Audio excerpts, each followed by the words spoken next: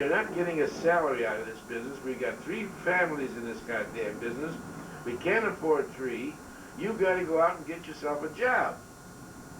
Why should you work for a small... And I didn't want to pay him a lot because I couldn't pay him a lot, and I didn't want to pay him more so that he would stay with me. But he wasn't. Mac and I could have handled the business because Mac had, as I say, an aptitude for selling. And he had. Joe didn't. And Mac had an aptitude for making things. Joe didn't. Gee, that's too bad, though, isn't it? Now, I mean, it's talking about Yeah. it characteristically, of course, and when I got to be the designing the patterns and so forth, that became easier to make coats, and that's how I became a furrier. I mean, from the coats But he and stuff. couldn't do that. Joe worked for us making Persian lambs.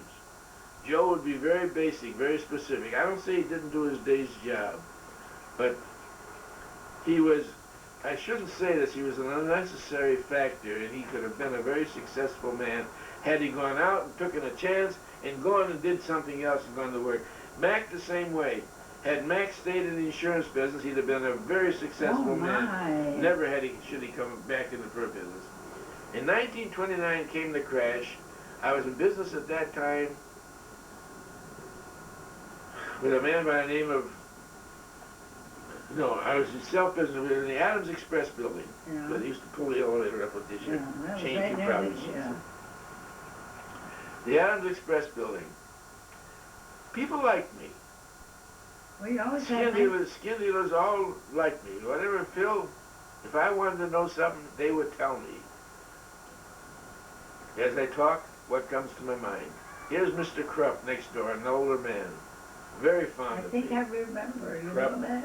in the Adams Express remember building. a lot of things. I'm in the cloak and suit business. I'm in the collar and cuff business.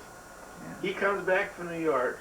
It's funny how things will come up to you that you never even dreamed about, didn't even know.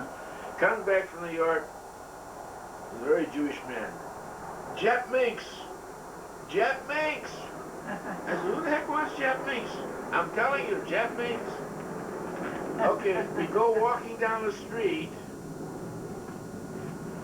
We go walking down the street, and he's telling me about what this coming up. Oh, there's Mr. Price from Price Cloaks and Suits. We approach Mr. Price. I'm just a kid. I don't know. I'm not talking. Turn that thing. I'm not talking. I'm just a kid. We approach Mr. Price, and here's Mr. Krupp's method. Hello, how you doing? What's doing? Yeah, not too much. Yeah, it's nothing doing here either, you know. When you're in New York, he says, yeah, I was in New York, but nothing special. What's doing by you? He says, well, he says, I don't know, I think the Jap Minks are going to be good this year. Krupp looks at him and says, Jap Minks? Who's going to use Jap Minks? That opened the man up. The first thing the man says, what do you mean Jap Minks? Jap Minks are blah, blah, blah, who's using it, who's got it, blah, blah, blah, blah, blah. 10 minutes the guy's talking, he opened them up and, that's all. You don't say. Is that so? You don't say. Is that so? You don't say. I'm sitting there. I'm not so. I'm learning. He says goodbye to the guy, walks away, and he says, you see? I says, why didn't you tell him? I says, you're not like my father. I mean, things that I remember. Yeah. Jap Minks, Mr. Krupp. Do you have some more now, or I think we've reached a good point to All right. you.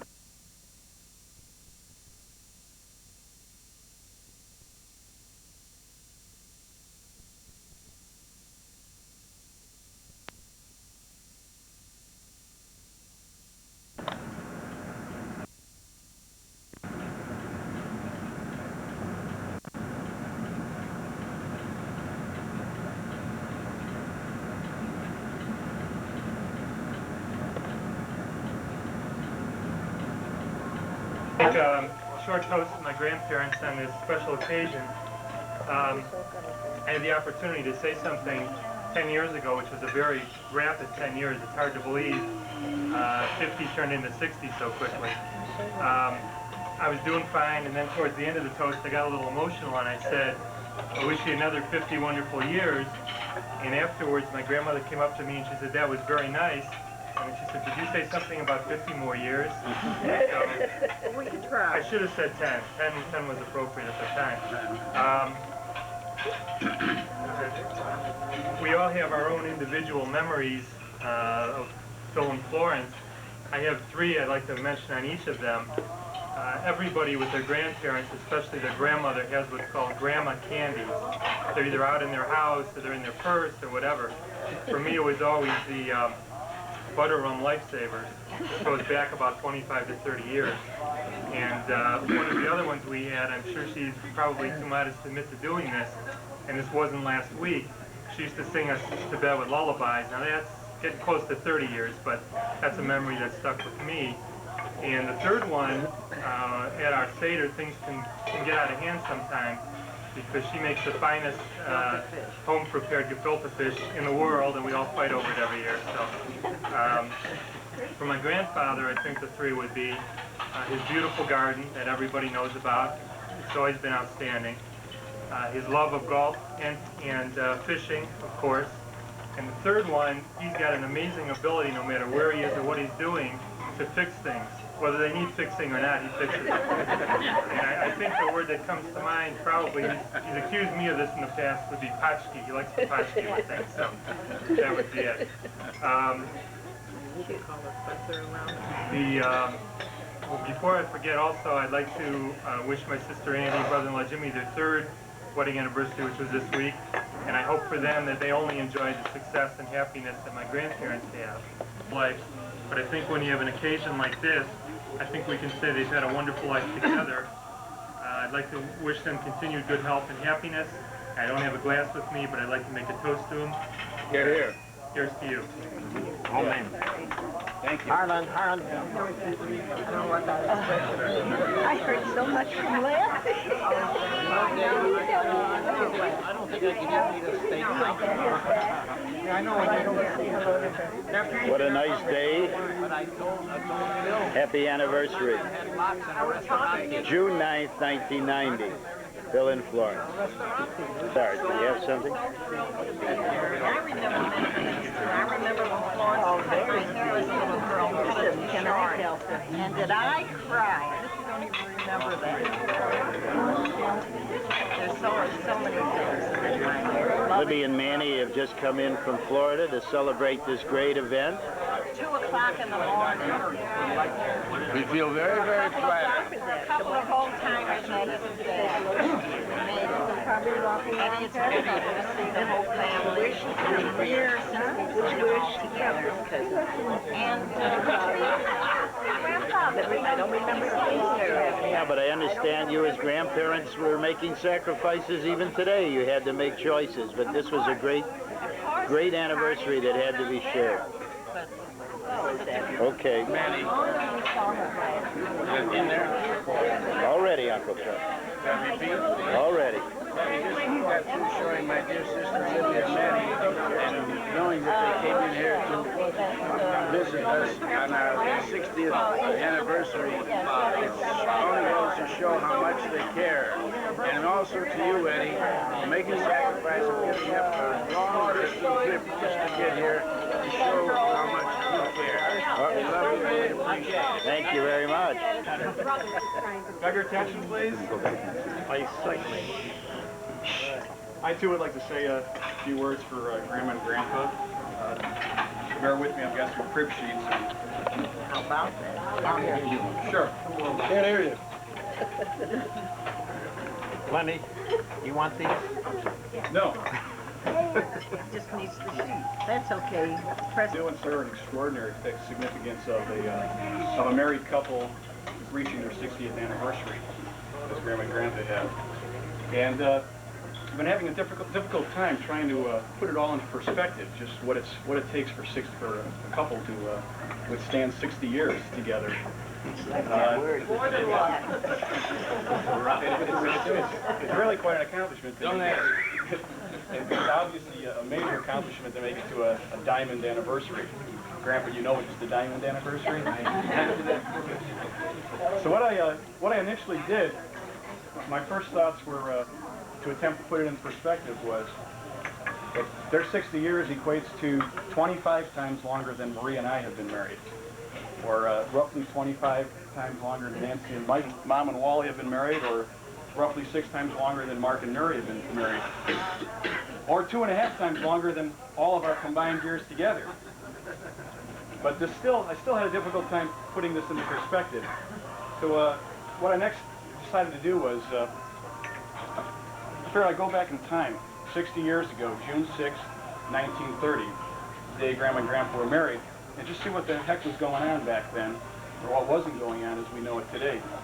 I pulled out a copy of the New York Times, and the front page of the New York Times was some of the issues that they were addressing at that time was there was some major scandal in President Hoover's cabinet, which is not a lot different than what's happening now. The president of Cuba, no, it wasn't Castro, he was only 2 years old at that time. He had elected to cut his salary in half, down to $12,000 a year, in an effort to aid his country's budget deficit. There was another article about a Zeppelin, which we now call the Goodyear blimp, but back then they called it Zeppelins. And it had just recently made a voyage across the Atlantic Ocean to Seville, Spain. So those were some of the headlines that were going on. Also going through the paper, I noticed that there was some advertisements for some fur coats, freshly arrived from Paris, $50 a piece.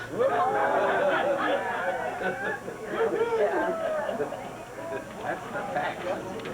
In addition to that, for the men, you could purchase a 4-piece golf suit from Gimbel's for $26.75. Whatever the heck a golf suit is. I'll take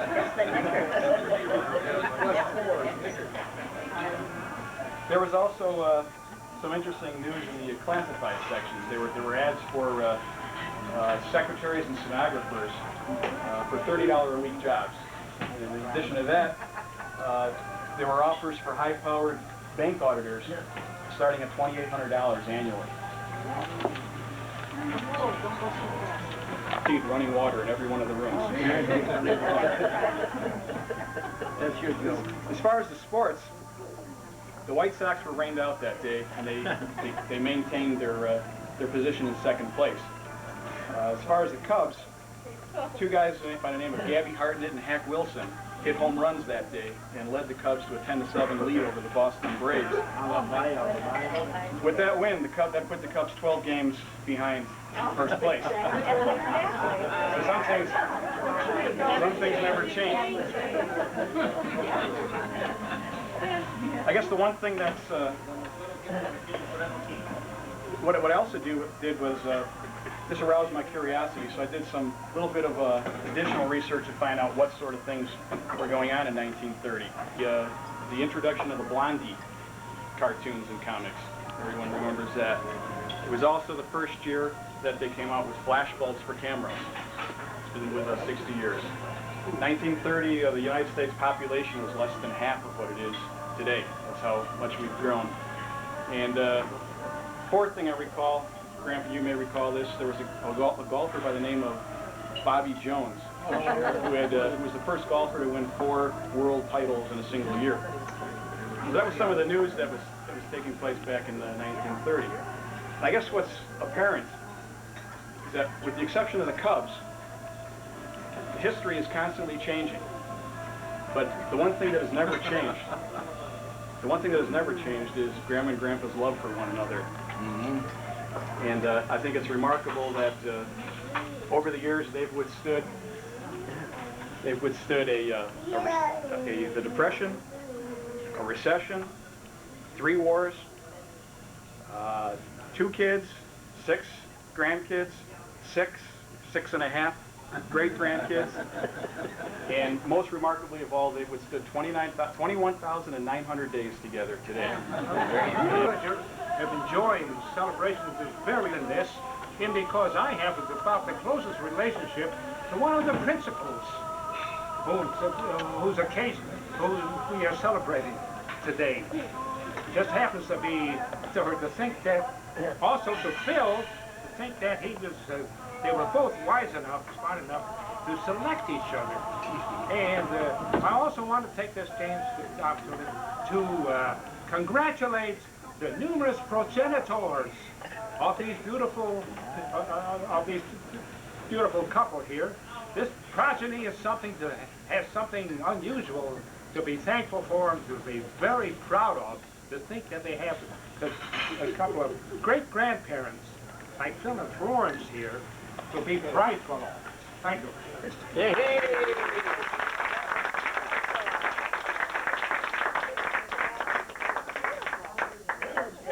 Dave, who wrote your That's speech? beautiful. Really beautiful. Go to the Orient, the Chicago State Monument.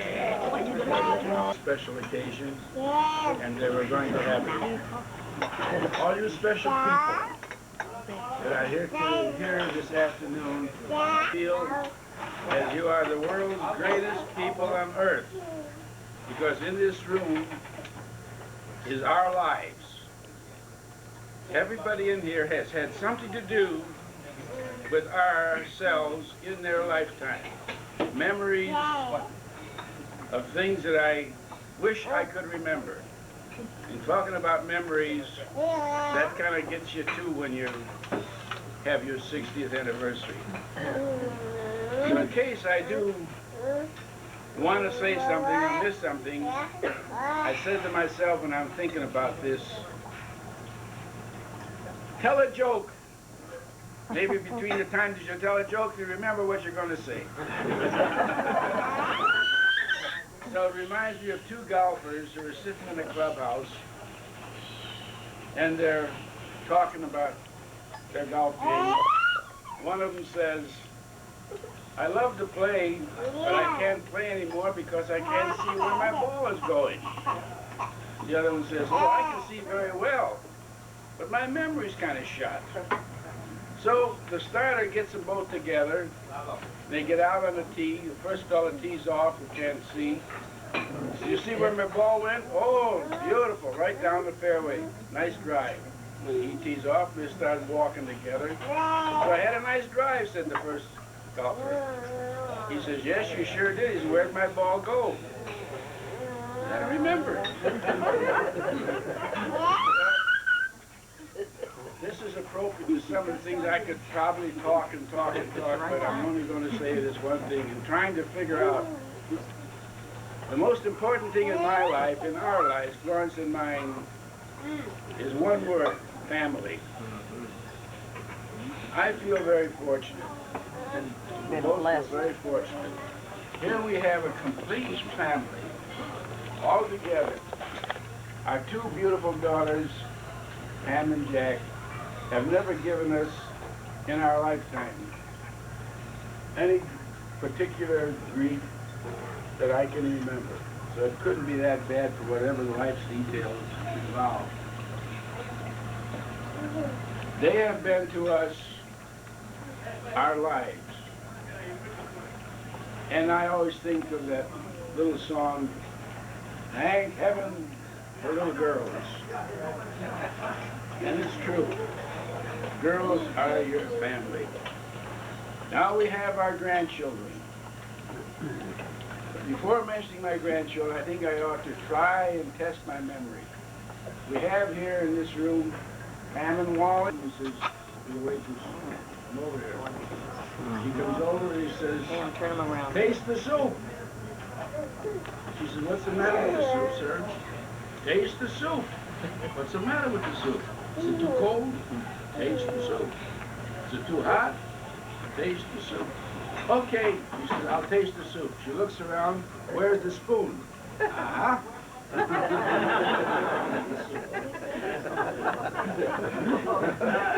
Now, so we get back.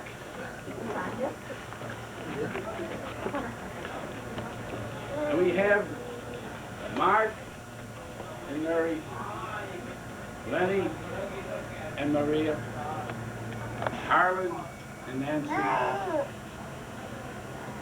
Andy and Jim and Eileen.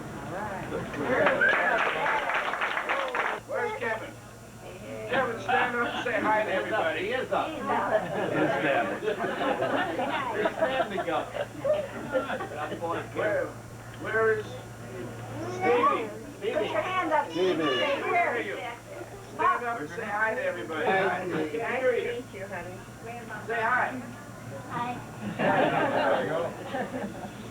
Who else we got? Where's Andrew? Andrew. There he is. Say hi to everybody, Andrew. Hi. You guys want to say anything else? You always make a speech to me. Is there anything else you want to say while we're all here? Huh? No, okay. Now we have Jason. He's on his way. I'm sorry he's not here to say hi to you all. And of course we have Alex. This is a good one. It's a good one. Walks past the antique shop and he sees a great big grandfather's clock. I've always wanted one of those things. Goes into the antique shop, makes a deal with the owner, says, I'll take the clock.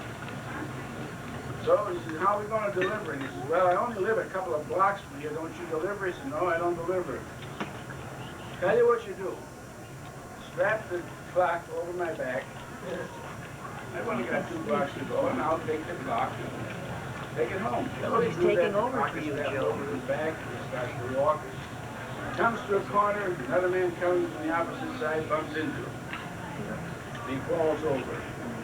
He gets up and he says to the man who bumped him, what's the matter, you're crazy? Can't you see where you're going? The other fellow says, I'm crazy?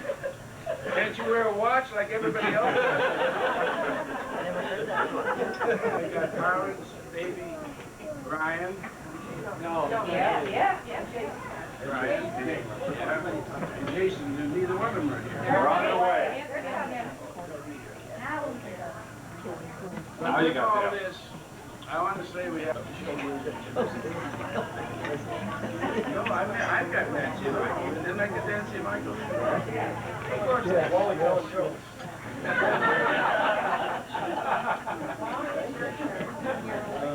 You don't want to hear dirty jokes. I only know dirty jokes.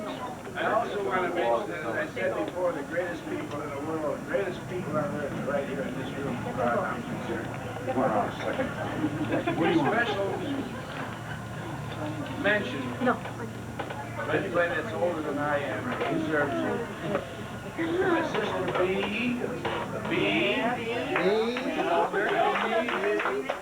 Say hi. Just hi. Say hi. Just say hello. Come here. We love you.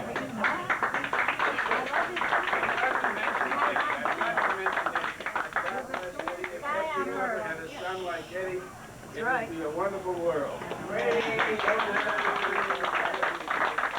wish I could take the chance of going through all my immediate family, like Joe, my brother Mac. God bless him. I envy him right now because he's up in God's way.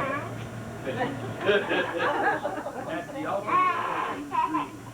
It's going to be well and have many, many years. My brother said, Cheers to Elizabeth.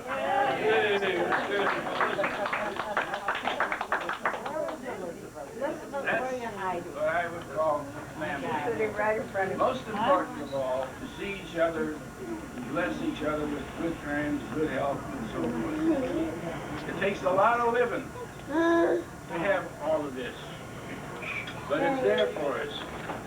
You want to say something? No, I'm not going beyond the, Jules is always Hey, there. Nancy. He's your family, he's my family. I can't go through mentioning everybody because I know I'll get stuck and I don't have that many jokes.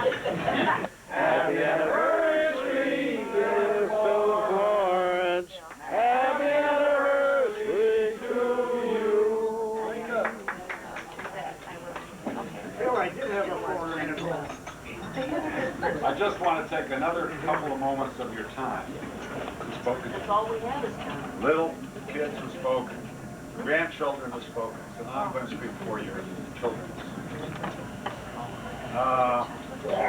Many of you probably have never heard of the Beatles or have any interest in them at all. And I just found out recently that that's a musical group that existed a while back. And the last line of the last album that they ever recorded together is, "The love you take is only equal to the love you make." And I'm going to paraphrase that a little bit because I don't want to talk about making love particularly at this fair. But I'm going to say that the love that you get is only equal to the love that you give.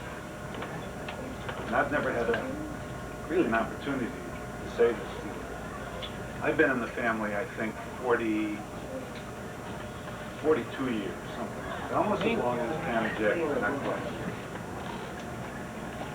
And for anybody to look around at the children of Phil and Florence and their grandchildren, who are now adults, and their great-grandchildren, who are here today, and to see the love and respect that comes from their offspring,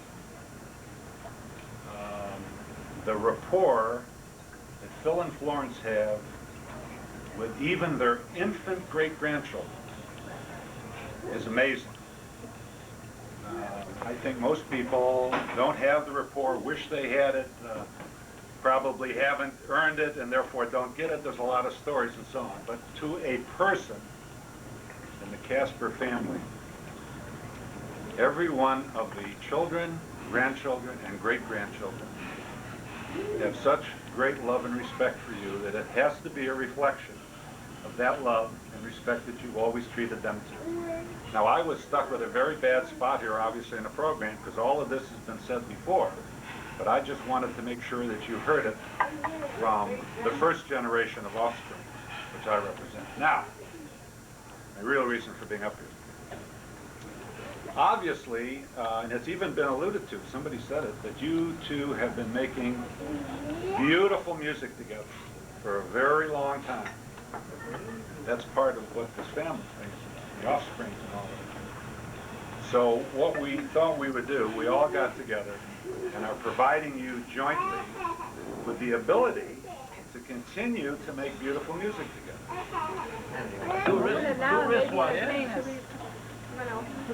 One great-grandfather.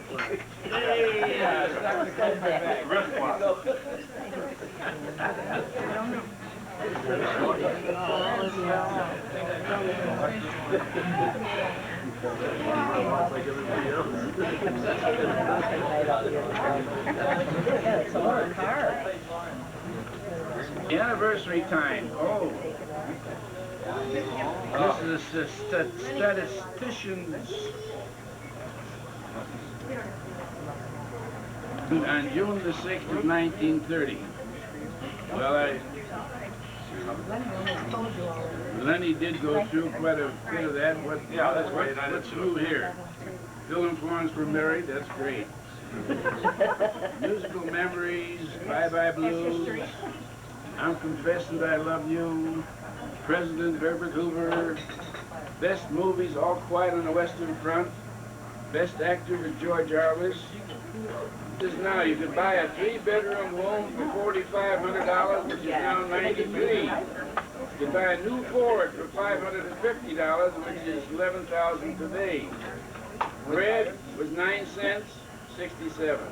Milk, 56 cents, $2.40. Well, that's really happy anniversary, best wishes to you that we know way, way back. My daughter Pam's oldest friends. We love them and we thank you very, very much for celebrating with us. Thank you.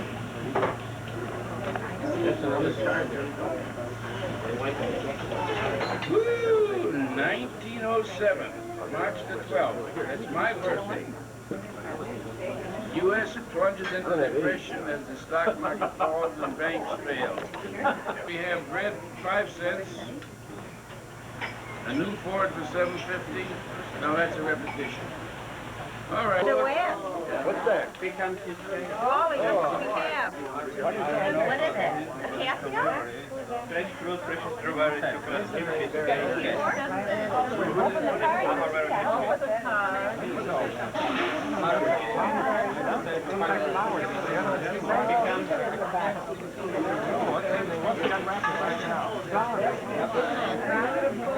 From who? You want to tell us something about your brother's anniversary and your sister-in-law's? You having a good time? Wonderful. I'm so glad you were here, but I hope you You wanted to make sure I ate? I see. All right. I wasn't sure that you were concerned about that. I wasn't sure you were. Okay. Great day and glad you're here, right? Okay. How are you? Are you enjoying yourself at this great event? Isn't this an exciting time? Oh, I should say. I want you to tell me in a few days all about your memories leading up to this. Well, as far as my decision of what gives you us that we're here in this particular time, I put it to one word: surgery. That keeps us here. The surprising thing is, every other thing that happens from now on is a big bonus. Kids, whatever. Don't see doctors. And we love it. Wait a minute. Your wife says don't see doctors, and you're telling us of the modern genius of surgeons. There's an inconsistency here. I think one of you has benefited, and the other one's still evaluating. As far as the things that happen like this, they're extra big bonuses that we get in our age. There's so many around here that you had with you. All right, we're all representing different groups, and we all think the same thing. Good thought. What's Phil doing? Playing those cymbals there, watching the people. All right. So you're telling me I should... You're the director again, right, Cecil? Huh? Okay, show them. I pressed the one. See how we see it? Yeah. Well, let's hear it from you, Phil. Come out and focus.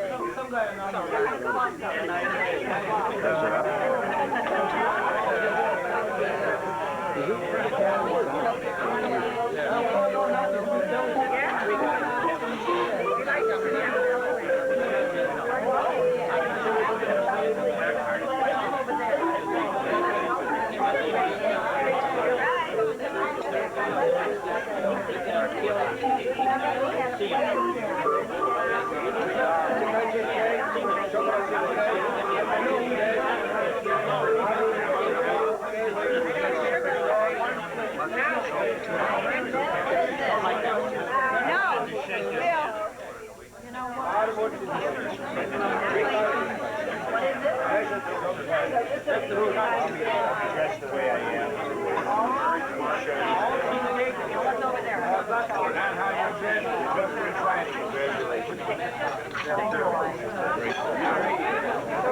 Thanks, Uncle Sam.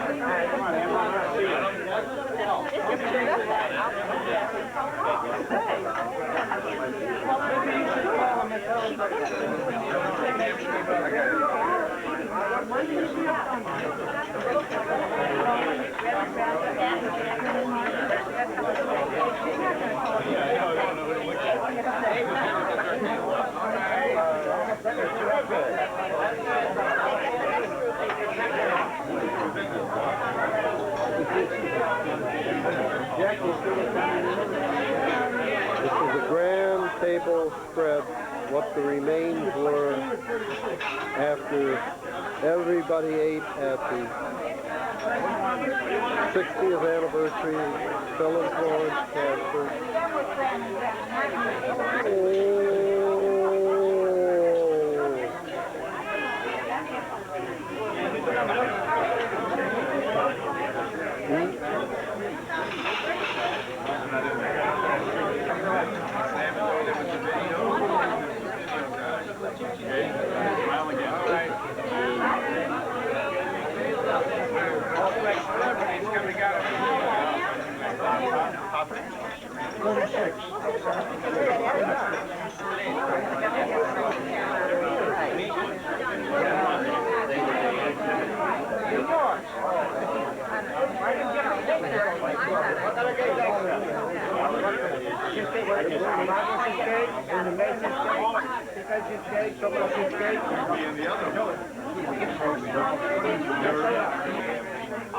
It's so rare for us to get together. In the past, there was a lot of together.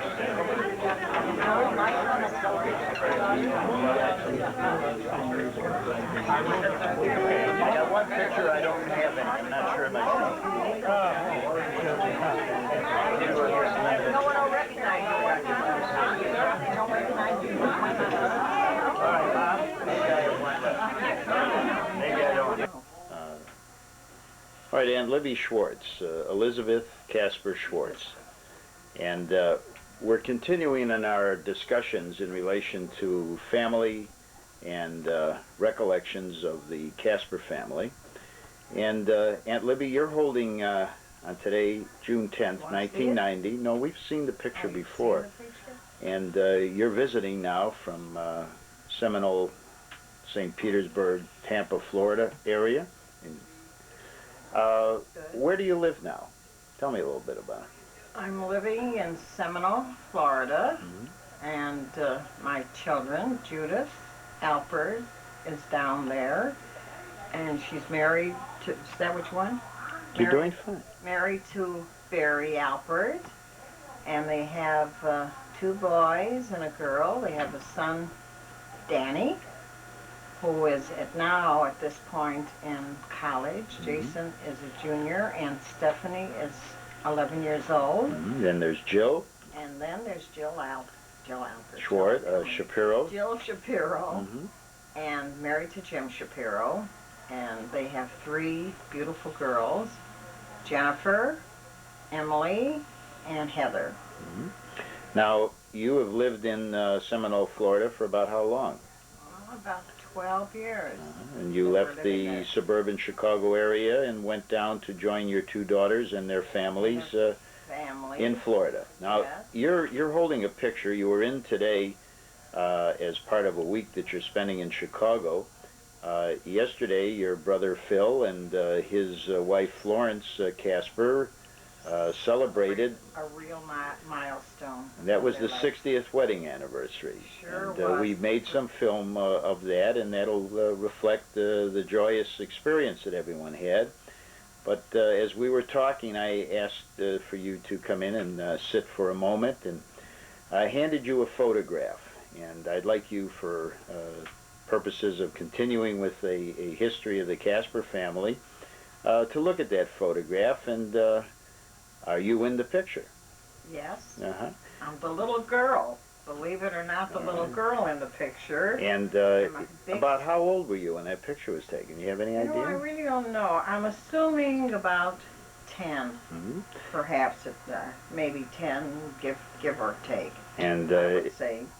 In that picture, there are brothers and sisters who we've introduced before, among whom is your brother Sam, who would be the only Kasper that is younger than you. Youngest, right.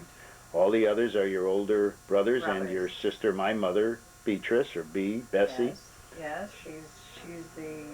Also, your 2 parents are in the picture, is that right? Yes. Tell me a little bit about your mother and father, as you know them. I've always felt I've had very unusual parents, very loving, caring parents. I've never heard any parents that never said no to their children. They helped raise almost all their grandchildren. And matter of fact, one of the things that stands out in my mind is that Grandma, my mother, when Dennis, one of the grandsons, was born to Sam, his son.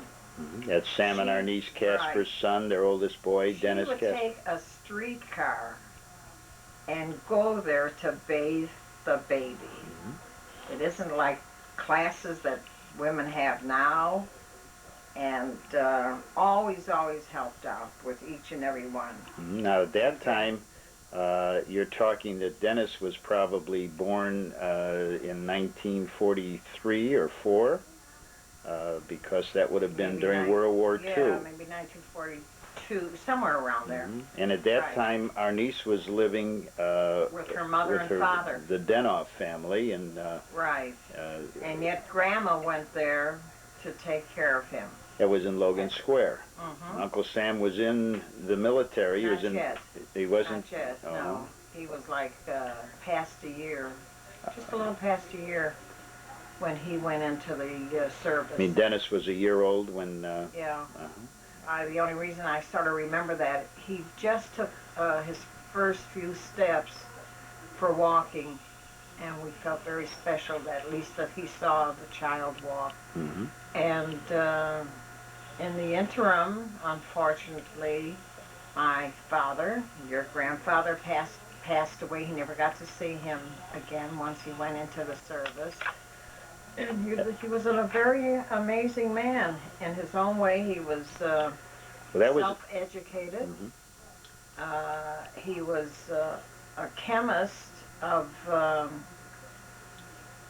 would you say, dyes of leather, that he would know how, he could take anything that was very stiff and make it very soft, and the leather of furs he can handle. He was able to blend colors on furs besides being in the fur business. Well, the fur business came as a result of his having been a chemist and experiment and information and development. He really wasn't a furrier by initial trade, was not he? initially at all. He was definitely in the leather. And he had a brother who was living in the Chicago area?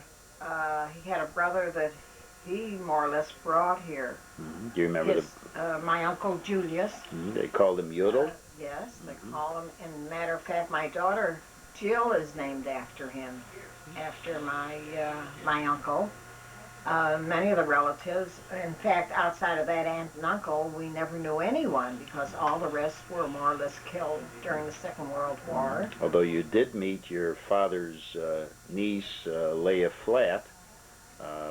Yeah, they're living in Canada. She's the only one from my side. We didn't know anyone until last year. Last year I met a cousin that I never knew you met him.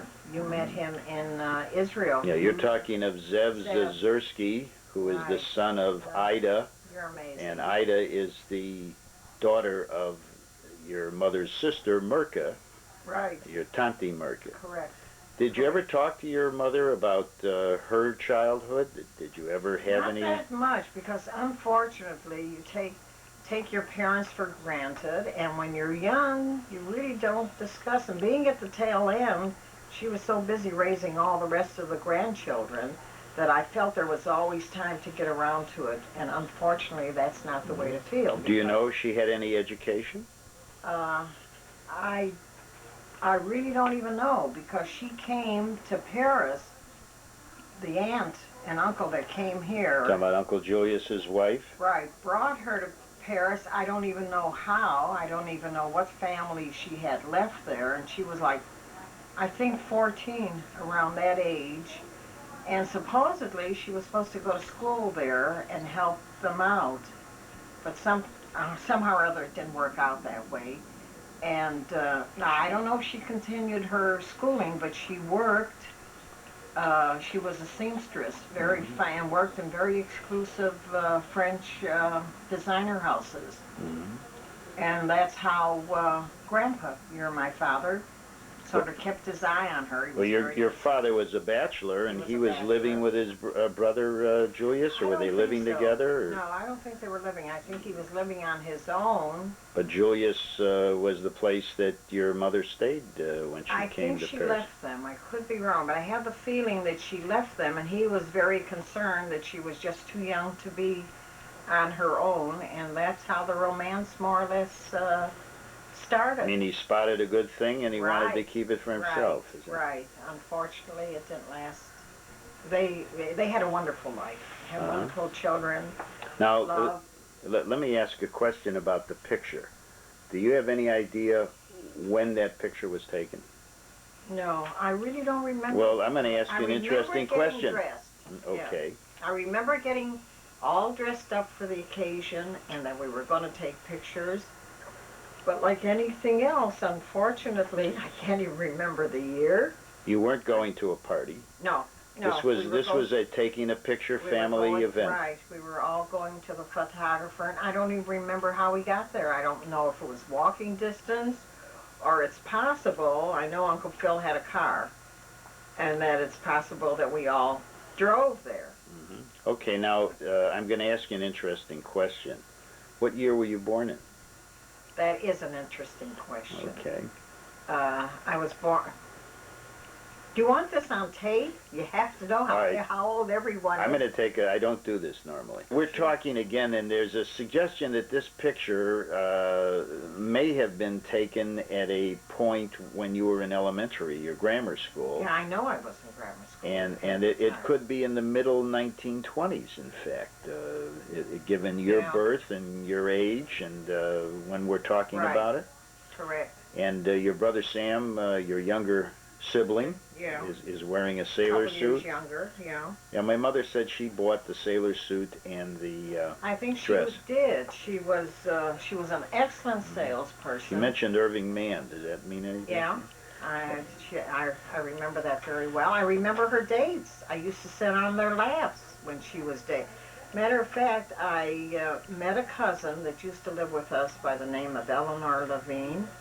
That's one of your Uncle Julius and Aunt Esther's children. Correct, the one uncle that had quite a few children. And we sort of reminisced, and she had mentioned what a good salesperson that Mother was, and that I think she purchased merchandise for them. And she said she was a very popular young lady, and I was happy to hear those nice things about that, which is always good. But she bought most of my clothes. All right, now where were you born? Grandma made them. All right, Grandma made them as a seamstress. She did a lot of. She made a lot. She made the boys. I remember when the children were born, she made them little. If it was a boy or a girl, it didn't matter. She sewed outfits for them. So although we can't place a specific event in connection with this picture, give me an idea of what you remember about the people that are in the building, the picture at that time. Your uncle, your brother Phil. You said he had a car at the time. At least you thought he was a handsome young man with blonde, very light hair, full head of hair. That I'm sure he'd like to have part of it right now. And very good, always. He was very, very close to Sammy. He was always taking care of him. I mean, the older brother was looking out for the younger brother? My sister bought me a lot of clothes. She was lucky if she let me hold her hand, because she was busy all the time. She was busy in business. She definitely was a business woman, had very excellent instincts or feelings for... So she was leading a social life. Uh-huh. How old do you think your sister was in this picture? I don't know. I would say in early 20s. Because she was married in 1929. So she's still single here. Yes. And if she was born in 1905 and married in 1929, that would make her 24 years of age when she got married. So at some time in the period prior to that, that this picture was taken. Yeah, it might not be too. Well, tell me a little bit about. Tell me about your other brothers that are in the picture. Brother Joe and brother Mac. Brother Joe was very close with me in this respect. He was a terrific baseball player, and he needed someone to catch balls with him. So he would take me out in the backyard. And before I knew it, he really made a real tomboy out of me. And I became a very good baseball player, and I became very interested in athletics due to him, I would say, and continued on throughout my young years. I was very involved in that, in school and all, on teams. I was president of the GAA, and in volleyball, in basketball, and anything that had to do with athletics. I was pretty good. Well, you grew up with a bunch of boys and an older sister who was remote. It took me a long time to make them realize I was a girl. I was always punched around like a punching bag. All right, where were you born, Aunt Libby? Michigan City, Indiana. Do you have any recollection of living in Michigan City? No, I think I was maybe 2 or less when we moved to Chicago. Well, what's the first memory you have about coming to Chicago? Or living in Chicago, since you really felt that you've lived there? What taking yourself back, where did you go to grammar school? Where did you go to high school? It was Holland. Okay, Holland Grammar School? Yeah, I think it was Holland. And that's on the west side of Chicago? It's still there. Uh-huh. Yeah, and then I went to Marshall. I went to Mason. Mason? Then when we moved out west, we were very lucky. We moved into an apartment with double plumbing, and that was really very special. Tell me what out west means to you. Where is it? Well, we lived in the heart of the west side. Is there a street you remember? Spalding Avenue. 1500, 1300, Spalding, yeah, 18. I remember my other brother very well that had Tell me about killed. the other brother. That was a real tragedy that I don't think any of us have ever recovered from it. Is that Harry? No, Abe. Harry is the one who died of a circumcision infection. Right. But Abe, how old was Abe? How old was Abe? Abe was older than me. I think he was maybe 9, 10. And I know I wasn't any more than 5 or 6, I don't think, at the time. And he was killed in an automobile accident. Yeah, we were going, Uncle Phil, we were going to, somebody was in camp. I don't remember who. Maybe Uncle Joe or Uncle Max. I don't remember which one. And we were going to pick them up. And stopped on the road. And they stopped to get some farm things, you know, some fruits and vegetables and things like that. And they didn't take him along, and they went ahead, and Abe wanted to go, and he finally begged my mother to let him cross, and he was really across the highway, and a drunken driver came into the ditch, hit and run, picked him up, unfortunately, and he never... And that was something the whole family experienced on what was just an outing, and it was terrible. It was a tragic event. Terrible, terrible tragedy. And where did Beautiful. He was redhead with blue-green eye. He was a very, very handsome boy. And who was his closest relative, brother? Where did he fit in, Max and Joe, or? I really don't remember. I just remember that I loved him. That I was so close. Well, your next older brother is who? Joe? No, or Max. No. Now tell me a little bit about Max. We haven't talked. Max and I had a great relationship throughout the years. In fact, if you look at the picture, not too many of us look alike, and they never realized we were brother and sisters. And the boys all had their own cars, and that year, don't ask me what kind of cars, but they were just cars, and they used to be parked in front of the house. And everybody talked about the rich Kaspers. This I've got to tell you. One day I said to my father, "We're not rich." He says, "Would you be happier if they said we were poor?" I thought those were words of so wisdom. if they believe it, then you don't have to lie. But that's a typical little child, you know, that only knows the truth, and I didn't see where we were so rich. He could have said, "Do you think money grows on trees?" Right. By the way, you know, he always used to tell me, "Reach for the sky," my dad. And I used to say, "But that's so high up."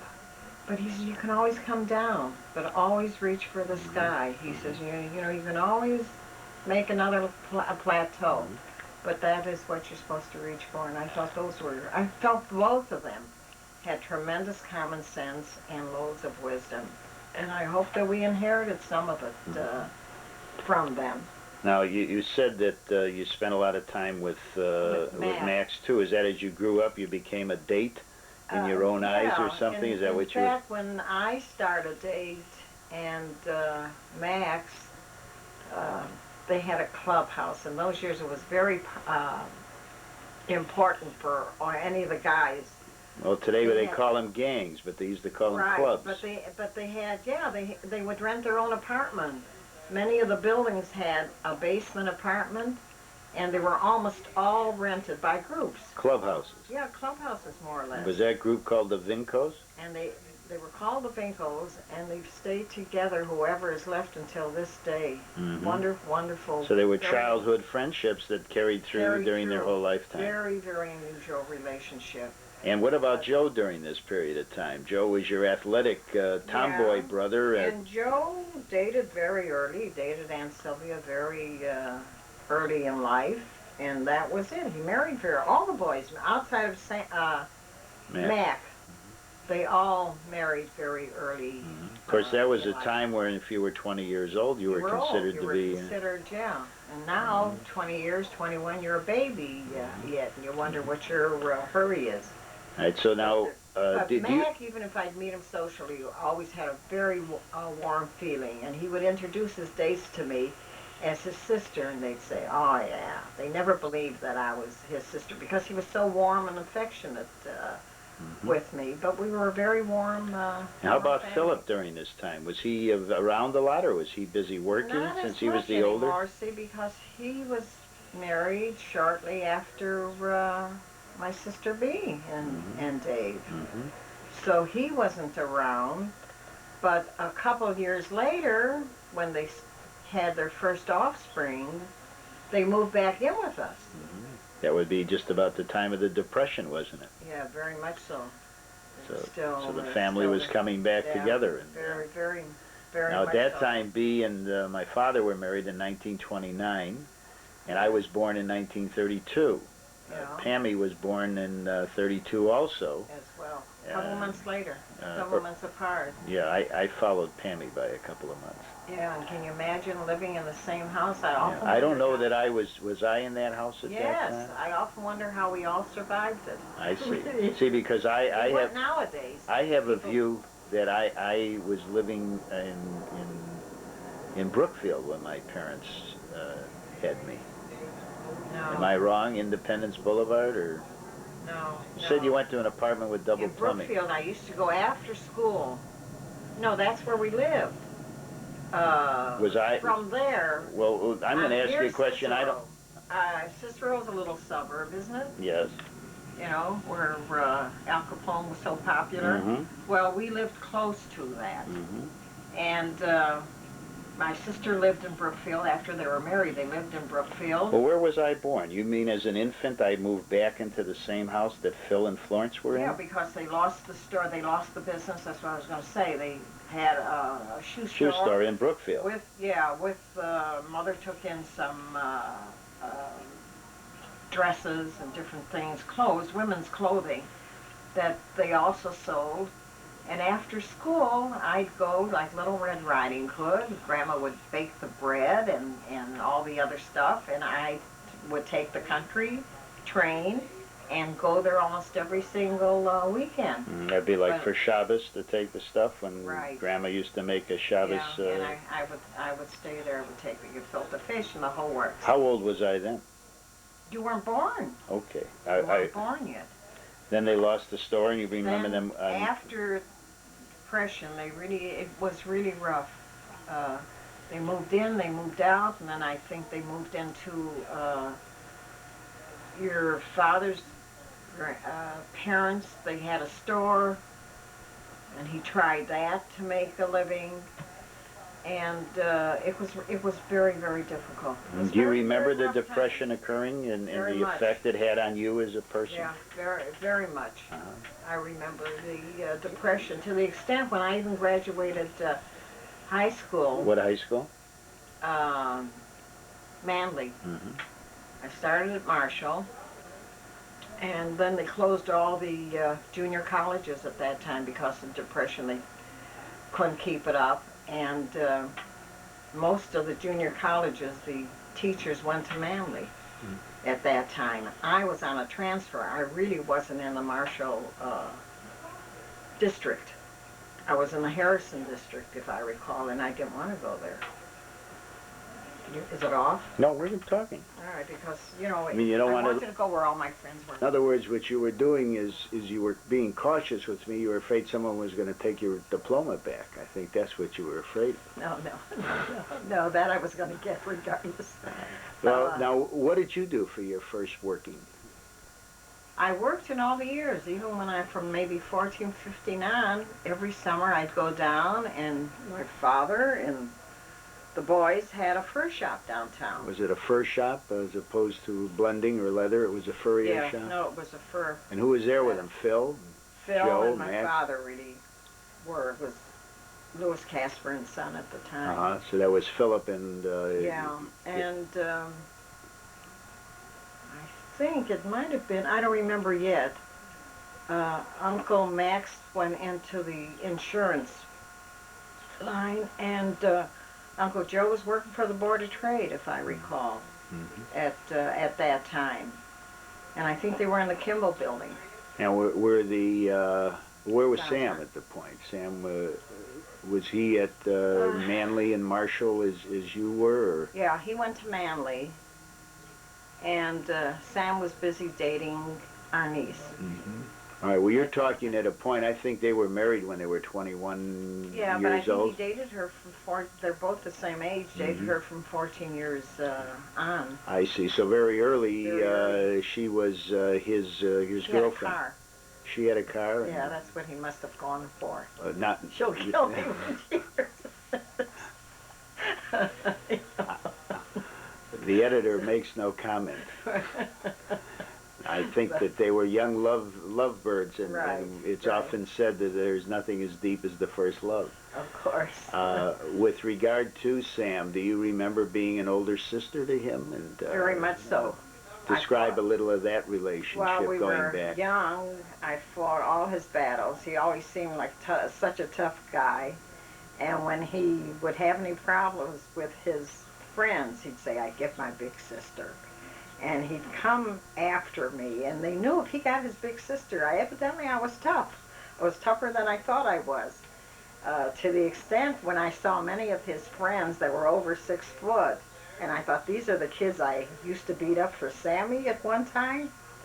And So life is a big circle. You yeah, have to be careful yeah. with the... I think we all took care of ourselves. When I think I remember playing in basements and playing peg stick. Of course, you lived in what were called That was in apartment buildings. We lived with the Reislers.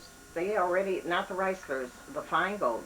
The Feingold family is It's like an Rebecca. extended family. But they're not really cousins. They're more Landsmen, as they used to be no, called. there's something, but it's quite distant that I recall. I think on her father's side, So the Feingold Father, family had to a the relationship to Kasper. to the Kaspers. Do you remember anything about your mother's family, the Panetsky family or Penny No, family? but I do remember the Zabins. The Zabins were part of... and that's through the Yeah. Gottlieb family, isn't Right. it, actually? Correct, yeah. So Zabin was... Marvin and Irene Zabin married a man, Sam Zabin, and Yeah. Irene was in fact, Irene Zabin and her husband had my mother and father as the godparents of their son, Seymour Zabin. And they were following... They wanted him to be real tall. That is really true. Because your dad was tall. And Sam Zabin And was not a tall man, was right. And Seymour is he's much taller than the other brother than Marvin. Seymour really is. he? I'll have to remind it. I talked to him. I that's talked right. to Seymour on occasion. So he has your dad to be grateful Well, for. I'll have to remind him that Ray had something to do with it. his name came up in a conversation, so he will know it wasn't mentioned in vain. And it was Millie, Marvin, Seymour, and Millie. And we were very close to that side of the... Yeah, they used to have we were close with all our relatives, basically. Do you know the area of Parents Europe? were such warm. You know where they came from? Do you have any idea? Well, basically, all I knew was more or less that they came from Paris, but that wasn't the original. I think Grandpa was very young. He was very young when he came to Paris. And like I said, Grandma my mother was maybe 14 or younger when she came there. But she came from Suwalk. Suwalk. My mother has a woman staying with her now from Poland, and the town of Suwalk still exists in Poland. You are kidding. And it's a region which I believe is west of Warsaw, and it was part of what was called the shtetl of old Russia, Poland, Lithuania during the pre-World War I era. Was the home of the Jewish community by force in what was called the Pale of Settlement. With the Grandpa, I think, came from Russia. Mm-hmm. Kiev, could it have been? No? I'm letting you tell us. I wish I could be very definite about these things. We have a family tree, and at some point in the future, I'm going to go over the tree and the relatives, especially from Cleveland. Yeah, well, tell us a little bit about Ohio. Do you have any recollection? You've talked about the Feingolds and the Zabin family, the Gottlieb family, but well, there's Beckers. Also a family called the Widzers and the Beckers. Yeah, the Widzers and the Beckers. Now, who do you think of when you hear those names or recall those names? Well, Sadie. Sadie is Sadie who? Sadie Becker? Oh, she was Sadie Becker then. She's Sadie... well, Tucker, Lieberman. Tucker, Lieberman now. And Sadie was a cousin of about your age, or a little bit older? A few years older. Older than you? More like Max. And she had a parent by the name of Sam Becker? Or Shayudel? No, Shayudel was the, I think, on the Windsor. I see, but there was an interconnection. It was her mother. It was her father. Father must have been. I have to think. Well, the Windsors and the Beckers and the Kaspers had a kind of a... we found that out on the family tree, how we never knew how we were really related. Cousins or sisters and brothers, married sisters and brothers. Right, and, correct. As a result, there was a lot of intertwining. But I had the pleasure of knowing their parents. Did you visit them often, or did they come to Chicago? We didn't visit them as often as they visited us. Where were they? Came in almost for every happy occasion and otherwise. They came in, and we developed a very close kinship to this day. Even their children are, they're close with you as well, Larry and Arlene and Ruthie, and still keep up the relationship. And then Mary Taish had... Mary Taish. Now, she would be an older cousin. Mary... She was close to my mother's age, Phil's age. Mary was on, and was she... Whose brother is Sam? Is she on the Windsor? No, Sam is... yeah, it's terrible. Sam is brother. Turn it off a minute. What you were telling me is that there was a brother, Ben Widzer, that was a dentist, and he was... No, Sam was the dentist, and Ben was the internist, or general doctor, family doctor. And Lil Widzer Lil was married to Ben, and very close with Lil. Lil used to come in very often, and they had two, Gary and Naomi, children. And the brother Sam is married to Pearl, and Sam and Pearl, Ben passed away, unfortunately, and... How recently?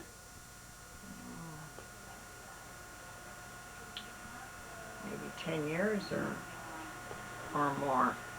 And he was quite young. In fact, the family tree, which again we'll get to, is the creation of Jerry Becker, who is a Becker Widzer child.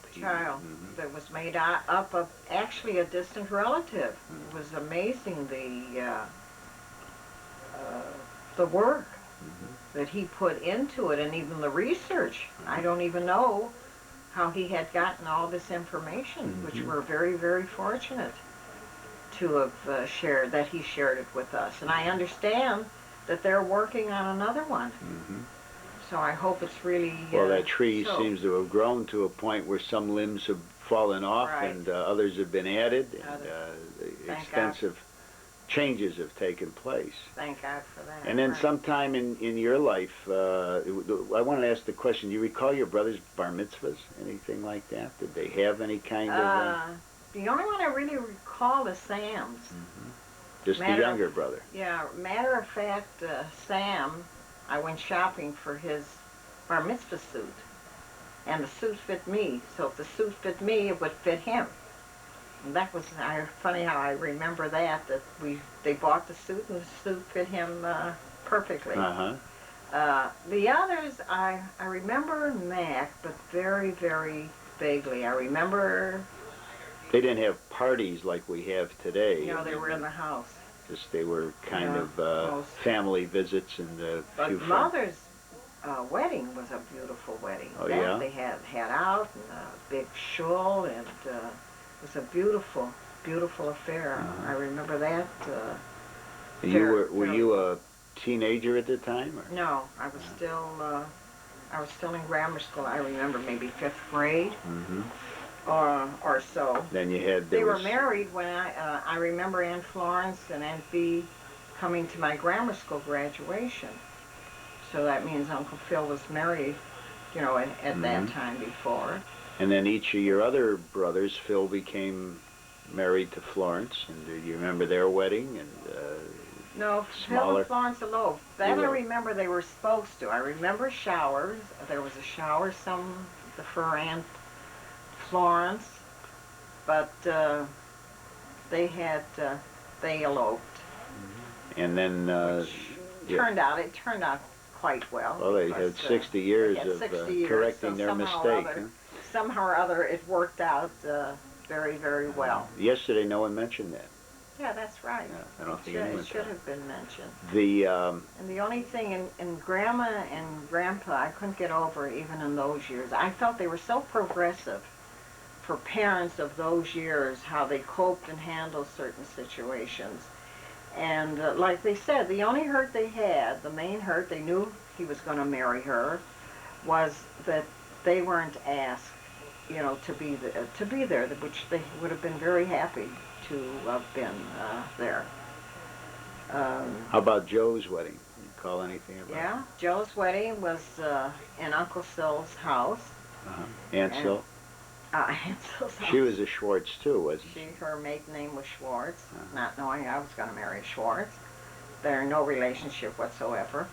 And I remember Grandma making pickled fish. That was a favorite. In big crocks. That I remember so well. I thought, my God, the house is going to be full of pickled fish. Crocks and crocks of it that she had brought. And there wasn't any left, so it must have been very well, maybe very, the Schwartzes ate it all. I better well, be careful. The Kaspers they helped too, right? The Kaspers helped a little too. I was being humorous. I know that. Now, Max also was married at a later time, though. Yeah, he married Eleanor. Max was married. Well, at that time, I was married already. They were married in Aunt Eleanor's mother, Mrs. Herman, and her Aunt Rose. Yeah, I was quarantined at the time. I couldn't attend that wedding. Oh, really? We were living on Lawndale and Agatite, and I had to stay home because You remember that? Yeah, I remember it very clearly. I felt very left out because everybody was... I also remember when your Uncle Manny's parents, which in that generation was the only 50th wedding anniversary that I ever had attended. It was the rarest thing for a person to be married that long, lived that long, really. And you babysat for Judy and Jill that day, and it poured like hell. And I remember that you were in the hallway with the two of them, and you didn't know what to do with Wait a them. minute, that was a third floor apartment, and it was a heck of a It thunderstorm. was a terrible, terrible. And I was very close to the heavens at that time. Well, and at that I don't know how time, old I was. I'm sure you were quite young. I think you were maybe 12 or 14. And it wasn't that just one was crying, or I they was were gonna crying say, one at a two time. hysterical babies could have upset any teenager. And I felt the only thing I could do when I couldn't control either of them was to join them. Right. And I felt a heck of a lot better with all three of us crying than if I was the only one who wasn't. Very, very funny. But when that lightning and thunder went off, you remember that? I remember it as if we're sitting here now. In fact, I'm ready to go run into the I wonder hallway. if they remember it.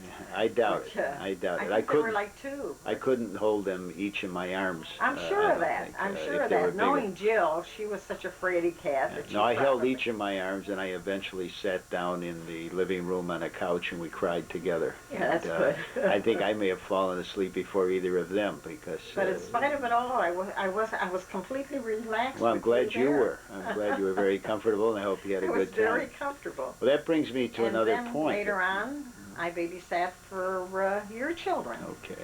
Well, which you know, was one good turn Right, deserves another. right. But I was going to ask you, how did you meet Uncle Manny? Emmanuel Schwartz, the first. Where did you meet I met him at a B'nai B'rith dance that I didn't want to go to. What caused you to finally give in and go? Well, I knew a lot of kids. I think maybe more so because of being involved in so many athletic things. And these couple of girls wanted to go, and they wouldn't go without me, and I didn't want to go. No way did I want to go. And they came over to the house, and they must have pleaded with me for over 2 hours, and finally I thought to myself, well, I might as well go and get them off my neck. And we went to this affair. And matter of fact, they knew that if I went, I always got them a ride home. Pardon me? So,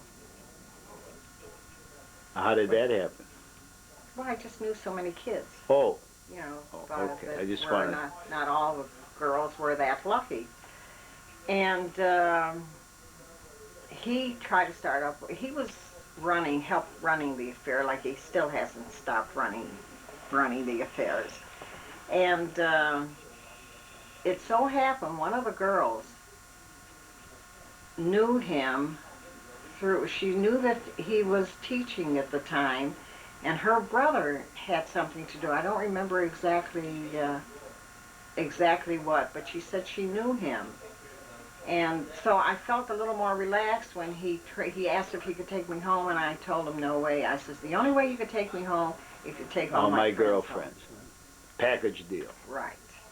And knowing Uncle Manny, he's that way to this day. If you needed a ride, he would take you home.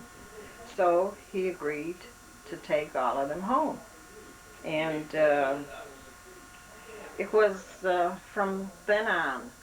But it was a rough romance because this guy worked terrible hours. He worked nights. Well, that never at that changed. time. Never changed. So the you whole must have lifetime. changed to it.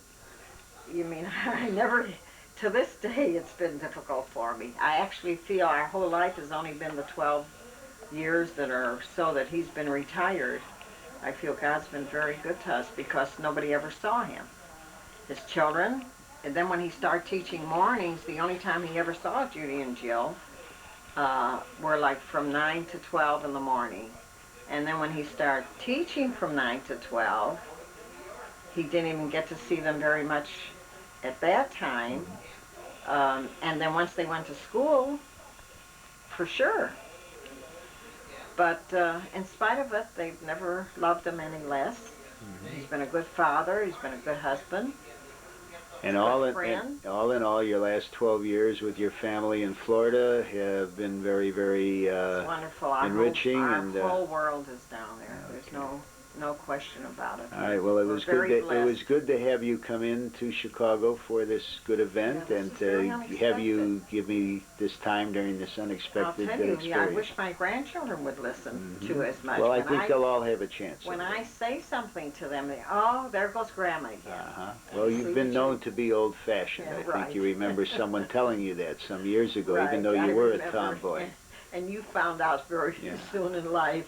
Well, I remember when we used to I remember play you with telling each other, me. and you used to never hesitate to box me in my ears if you felt it was you were appropriate. very, very special in my life. Always. I've always felt that you were more than a nephew to me, and Well, I've always felt like a kid brother. Thank you. And I've never stopped feeling. Okay, I think we both that. love each other, and I think that's the feeling secret. just grows deeper The and family, deeper. the family has love, and even though our days at times are troubled, the basic love of all of us are That's there. right. And Thanks I think very more much, so Anna-Lee. being the only child makes it. Well, we cope with what we have Right, to in life. right. I love you, and That's thank you very much. I love you too. Okay. I love you back very All right, much. Bye. Oh,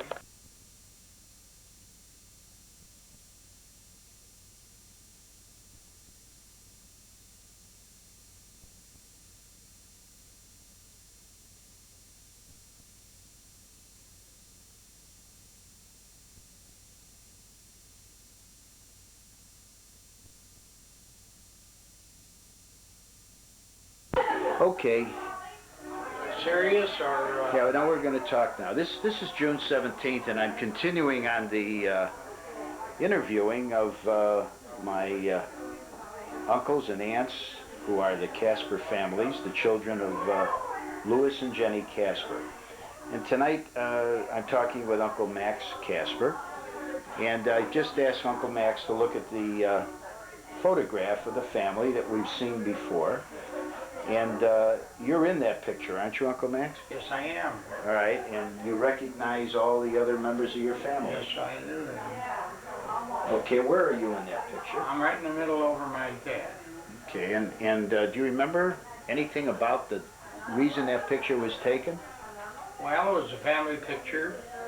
It was, I don't know it was just a regular picture or someone's affair, but I don't think so. I think it was just a regular family picture.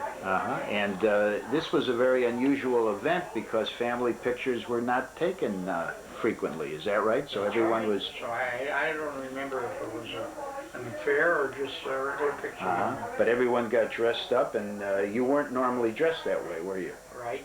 Do you know about how old you were in that picture? Maybe 14 or 15. And at that time, do you think you were still in school? Oh, yes. Where were you going to school? At this time, I think I was going to Lawson Grammar School. Okay, now, do you, that was taken in Chicago? Yeah. And do you remember where you lived at that time? Spalding and 12th. 12th and Spalding in Yeah, Chicago? the address was about 1233 South 12. Okay, now, in this picture, you have your family members. There's my mother, Bee, and Phil, and Joe, Right. Sam, Libby, and yourself. Now, do you remember coming to Chicago? When the family moved to Chicago? No, not exactly. All right, do you have any recollection of where they lived before coming Yeah, to? Michigan City, Indiana. Where were you born? Larry, Ohio. And you and... Which is about 30, 40 miles out of Cleveland. In the suburbs. And you were an infant when you left Elyria? And do you know where the family moved after that? From Elyria to Michigan City. All right, so do you remember anything of Michigan City going? Oh, yes, I remember my dad having a tannery, and I remember playing along the river there. His tannery was right along the river, and it was about a block long. Mm-hmm. And you say a tannery, that's someone who works with leathers? And leather and hides, yeah. What do you remember about your father? Oh, I remember he was a very handsome man, very good-natured, and an exceptionally fine worker in his field. Mm-hmm. What field was that? In the tanning the leather and hides. And what about your mother? What do you remember about Jenny Kasper? Well, she was a very quiet woman. She was a very pretty girl, and a very, very sweet woman. And do you remember as to what her skills were? Was she what would be called a homemaker? Well, she was a very good housewife, I would say. She had a lot of children. Yeah. Do you have any memories as to whether you went to school in Michigan City? No.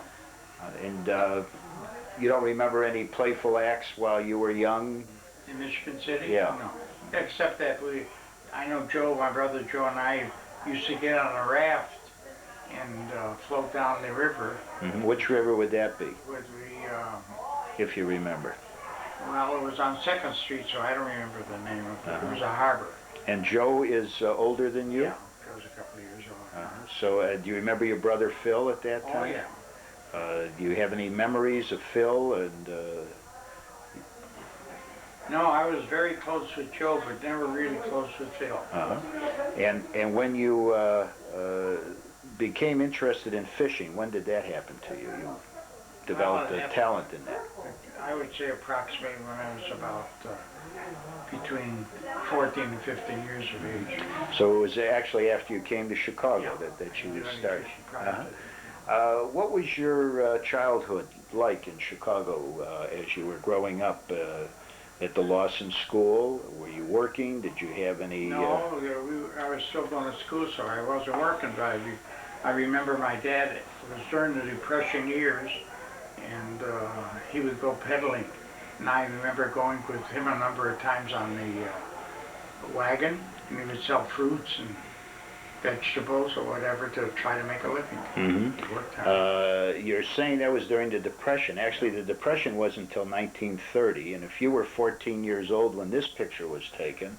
Well, I was born in 12, and 14 is 26, so it's equivalent to the time of... So in your middle or late teens, you would have, or early teens, you would have been helping him at times when he was doing... Well, I would just go along with him, I remember. I don't know if I did any good helping him. I remember going in the wagon. Now, your father had a brother whose name was Julius, and you referred to him as Uncle? Uncle Julius, yeah. And Udall would be a name too? Yeah, that was his Jewish name, Udall.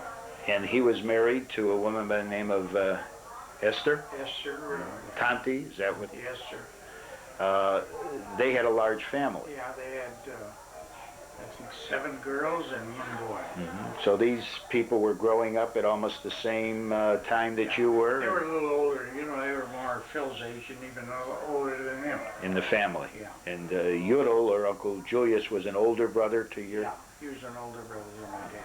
Now, somehow or other, your family became involved in the fur business. How did that happen? Well, during the Depression, he couldn't make much of a living as a peddler, so he decided to go to a friend that was called Ritterman, and he taught him how to make collars and cuffs, and in the fur business, you know, collars and cuffs for cloak and suits. So there would be cloth suits, and they would have collars made, and make cuffs out of it, you know. So and Phil and my dad started it. And that's how they became. That was the beginning of their entering into the fur business. That would be Kasper Furs, as it eventually happened, or Louis Kasper and Son, I recall, at one time. And became Kasper. What did you do for recreation when you were in high school? Well, I played basketball. I was on a track team. Other activities. You became involved. I played tennis. I was quite active in sports. So you liked athletics? Yeah. And where did you go to play these? Were there neighborhood parks? Well, in the parks, and that was when I was going to Herzl High School, Herzl Junior High. I played basketball with them. Then I went to Marshall. After I left junior high, I went to Marshall, and I played on the juniors there, and I ran track with them. And until I had a report at one time that the doctor says I wasn't supposed to run because, well, he assumed a heart condition, but later we found out he was off base. Mm-hmm. You became involved in a group called the Vincos, V-I-N-C-O-S? Well, the Vincos were involved around a group of fellas that, all the fellas on the west side, every group belonged to a club. And we formed a club called the Vincos. And these fellas were my friends for 50 years. And to this day we have maybe out of 40 fellas, 35 alive. And still have stayed in contact with these people. Up until, we still are in contact. Was- But up until 2 or 3 years ago, we used to meet once a month. Your brother Joe, is Joe, and then later Phil came into it. Although Phil never was he a part of the part Vincos? of the Vincos. He was always on another group. Phil told me earlier that he spent a lot of his time, spare time, working. He was always involved with your father a lot. Oh yeah, he worked hard. And you then met Eleanor Herman, And then and in what year? in 1920.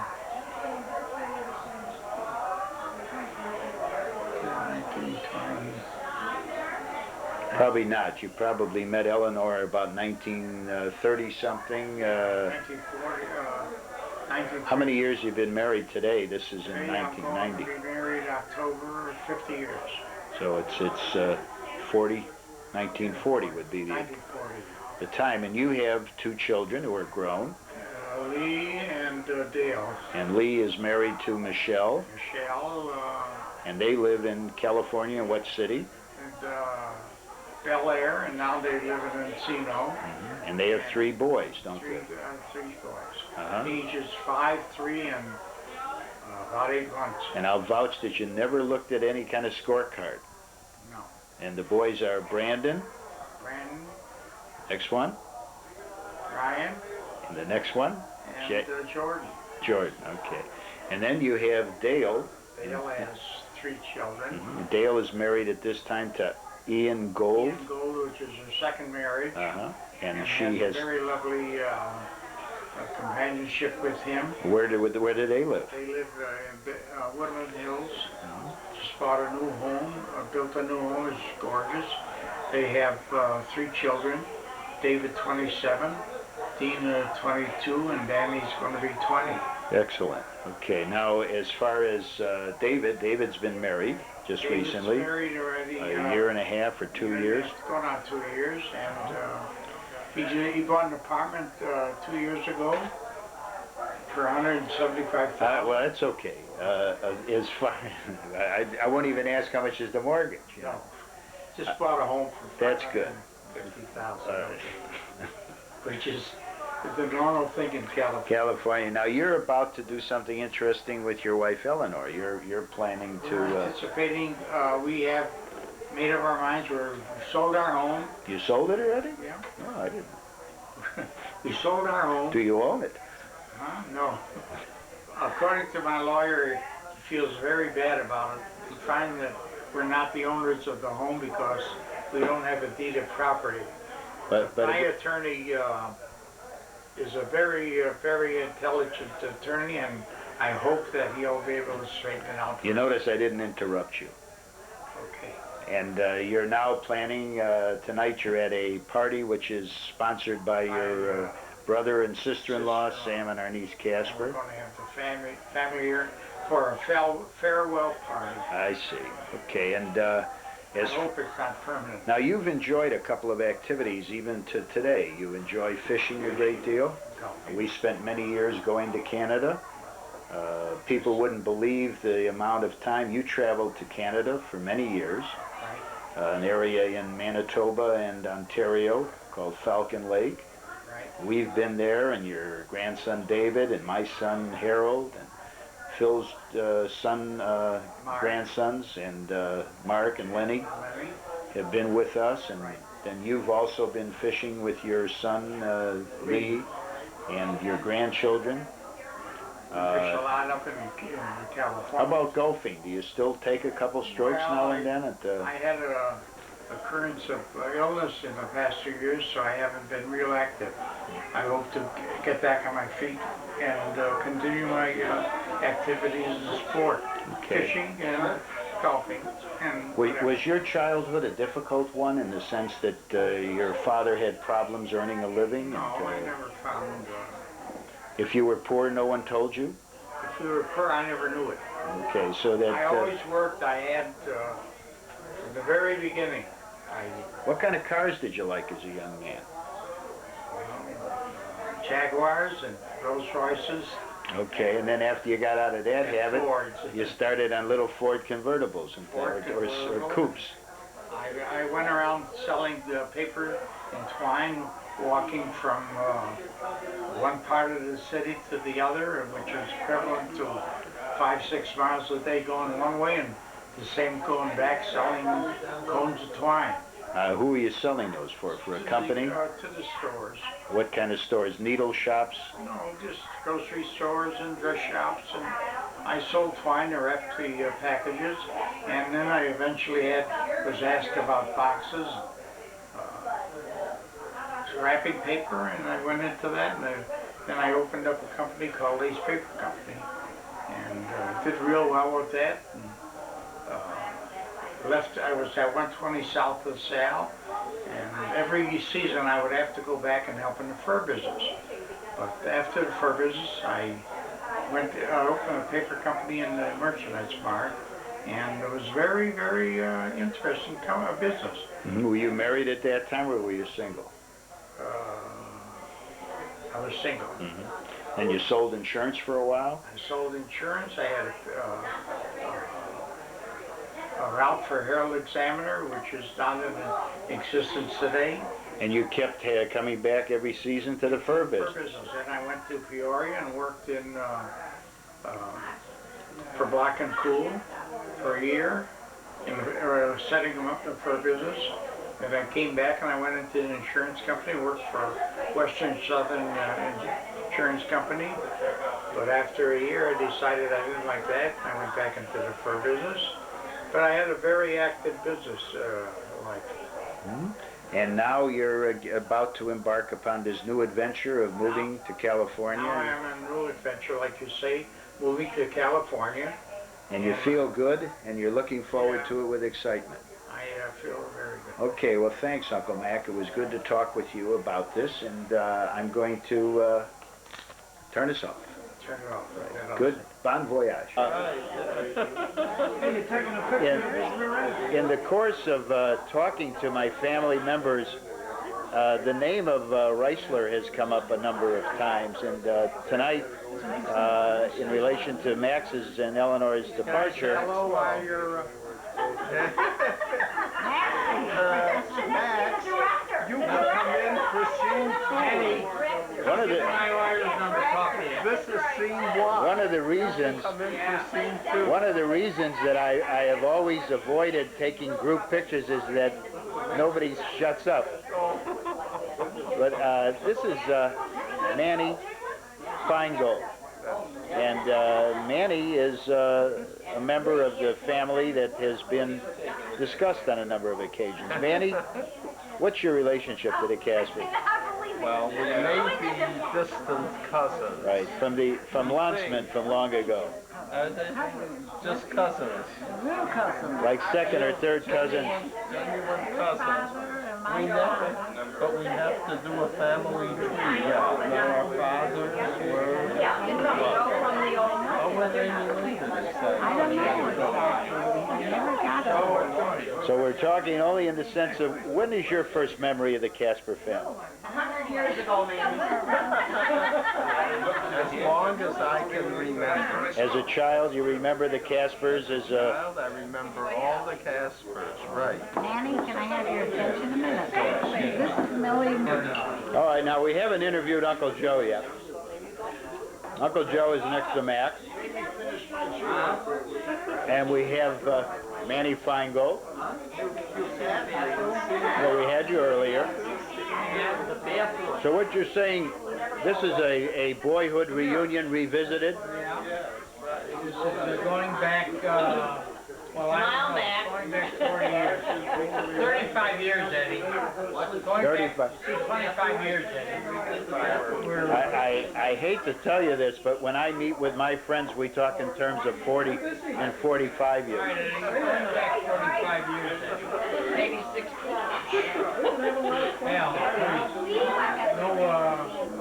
No advice in the Picture now. This is Phil and Florence Kasper, and we've been talking to the Kaspers, and now we're going to start introduce the women in their lives. And Phil and Florence have just celebrated their 60th anniversary, and we have some pictures of that. Go ahead. And they're joined tonight by Jackie, their daughter, Jackie Kellenson, Baby daughter. who's with her child bride, groom, Buddy Kellenson. And we're celebrating or joining together to say good luck and wishes to Max and Eleanor Kasper. Fondue. Fondue. Continuing in a discussion of, my battery's going down, folks. Can't you get Sam? Why don't you tell me a little bit about growing up at 16th and Spalding? Yeah, I'm ready, but really what I was trying to do was to get an idea of what you remember as young people growing up in the Chicago community after coming from Michigan City. I never came from Michigan City. Well, you picked me up in a garbage can. He was born. and joining us today is Manny Feingold, who's a longtime. In fact, Manny's the guy who put gas fumes in my face. Is that right, Manny? That's right. He blew me up. Manny, do you have a recollection of that event? I don't have a recollection You of don't that, remember but our when I two got favorite games were peg and stick, and And that would be played in the street, wouldn't it? that's right. You didn't play in parks, and they didn't have Little League. Game ought to be revived, and our favorite pastime was roasting potatoes on hot coals And where did you do that? An empty lot? in an empty lot nearby. Yeah, they didn't have gas barbecues then, did they? No, they didn't. Joe, do you remember any gas barbecues when you were a kid? Kerosene lamps. Kerosene lamps. Yeah, Huh? kerosene lamp. Wood stove, And I'll tell you, beautiful kerosene lights, no electricity. Beautiful, go ahead. Beautiful two-seating outhouses, two-seater, and thick Sears Roebuck catalogs, so they could take the sheets one by one, and evidently it was very comfortable because it was soft sheets.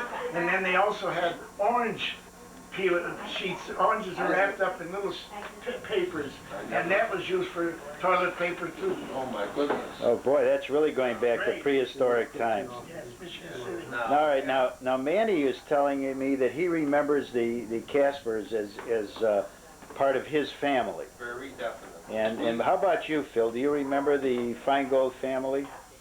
Well, sure, I remember his father was a very handsome man with a beard. But I got too big of a recollection of. But I do remember that back in Europe, there was either a relationship.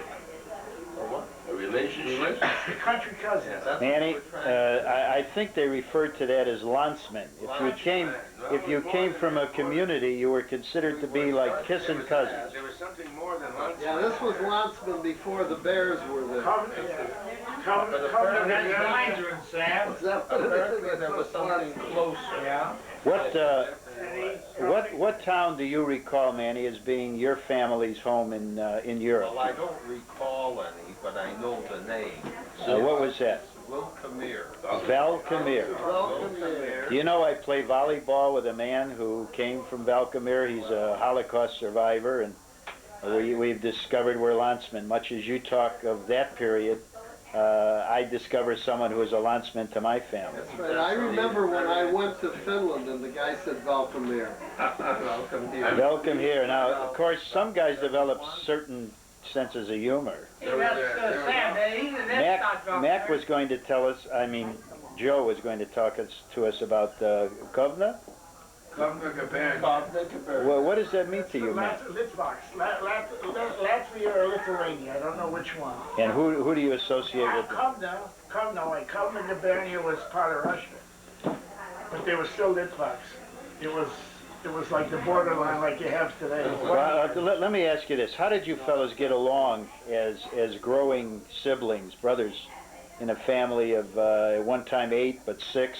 We were all good friends. We got along fine. We never saw each other. Can I tell you something, Eddie? We used to bring home on Saturday night friends. I mean, that was And some on the floor. to get 8 in a bed? Yes.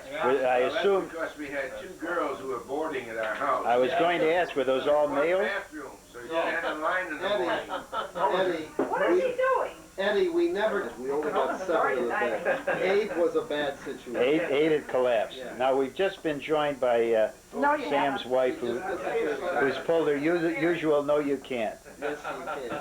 Now, Sam, what do you remember in terms of your boyhood? In terms of my boyhood, Since you came last. I distinctly remember, this guy here blew me up. Which guy are you talking about? Because of that guy there. You're talking about Manny. Manny blew me up. And why would Manny have done I got something? the idea. And he claims he doesn't remember anything about it. So maybe you can. I mean, it didn't happen to him. So what happened? He tried to look inside of a gas can. Yeah. Did you ever tell that to your grandson, who's standing next to me? Phil had bought a new Pathé camera, and you cranked it by hand, and you looked at night through a big hole, and it showed something on a screen, like a wall, and you'd make the monkey put his hand in a bag, and he couldn't take his hand out because he wouldn't let go of the nut that was in his hand. You mean his fist became so big it wouldn't pass through the same hole? This was all on Pathé film. And Phil had bought that, and I was totally fascinated at it. You got to remember, I was about 5.5, 6 years old, too. Now, I used to go alley picking, and I'd find all these things like kerosene lamps near roads that were barricaded, etc. And this guy here, Manny, went with me one time. And I picked up this here kerosene lamp. And then I said, well, we can make a movie with this if I can find a big can. And he said, I don't have You should have called for me. That. I found a big silver 5-gallon naphtha can that was empty. And then I said, that's what we need. There's the hole in the can, and there is the light from the kerosene lantern, and I lit this, and it was on Shabbos. I should never have done it. And I lit the wick, and I put it near the opening, and I kept turning the wick like you'd see the crank on the Pathé camera, and the wick got near the opening, and all of a sudden, poof! There goes the neighborhood. Blew my head off practically. How old were you then? 5.5. So you're about a year younger than than Eli, who's standing in the background. Right. So you have an idea of how inquisitive young people can be. Yeah. When this here can hit my head, from my head it went up to the roof of a 2-floor building, okay? Maybe that my was... whole face was blackened. And I couldn't see, I didn't know what the heck was going on, but I knew that I shouldn't have done it. Now you were 5 years old. What year would that have been in?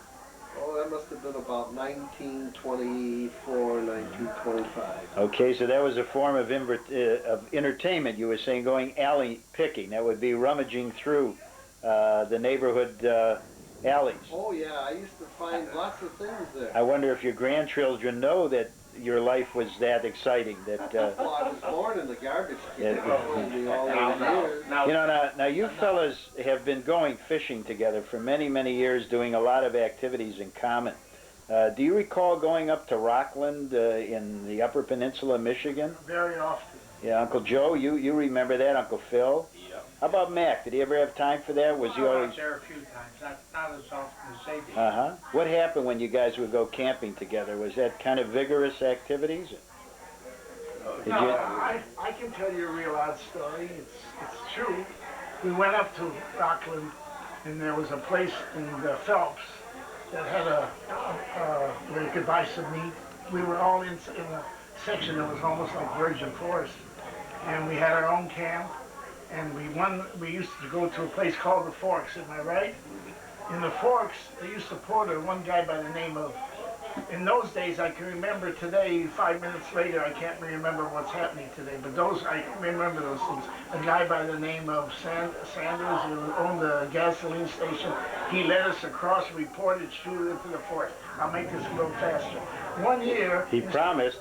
1 year instead of promise. This guy in Phelps let us take his boat on a little trailer. We figured we'd go down to a place called Military Hill, put the boat on, and why should we go portage? The boat would take us right to the place.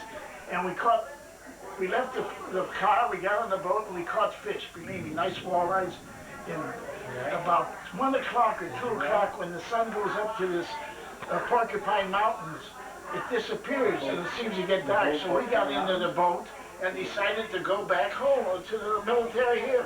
2 of us were rowing, and we were rowing like crazy, and the boat was going the other way.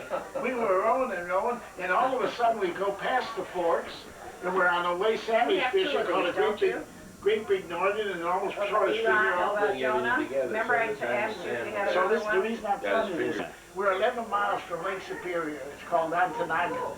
We don't know if we're going into the Lake Superior because we have no control of the boat. So we go ahead and somebody made a man-made bridge. What do you want? He's a tourist. So we got out of the man-made bridge, and we got off the man-made bridge. 2 of us walked to get the car. Wait, let me tell you what happened. You see why I didn't want to? You see why I didn't want to take your stories together? This should go in a book. I get back to Chicago and everything is all right. And all of a sudden, 10 years ago, I moved into to the village center. The first week I bumped into is a fellow by the name of Lana. He's I'm telling him the story. He lived up there. I'm telling him the story. I'm listening. I'm laughing. I'm enjoying it. We're watching. We were the porcupine. Someone have the hook? Wait. This is cute. Listen, now let me finish it. You sit quick. So, Lana is talking to me, and I'm talking to him about Phelps. She says, I know all about Phelps.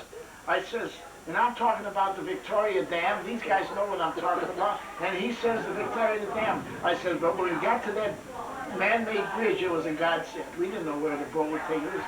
He says to me like this, I built that bridge. I says, what are you talking about? He said, off the Victoria Dam, the CC camps, him and another fellow had charge of 250 CCC guys. And they built this bridge and cut the logs and the trees down to logs so they can make a log path. And he told me everything that I stopped talking. But he was the guy. Now listen to this. He was the guy that built that bridge that saved our practically. We don't know what would have happened to us. Lana built that bridge. You mean we wouldn't be able to take these pictures? No, we'd be in Lake Superior something. No, yeah, I recall a time when the wind was hard. The wind was going fast. You were fishing. You caught a northern. It almost broke your finger off. Do you have any idea? Do you have any I idea? don't remember it. To see this finger's gone. Do you have any idea of how many people you have taken up with you to go fishing in the North Woods and in the Ontonagon? I know exactly how many people. 406, right? No, 436. All right, one of whom was a guy by the name of Eppie.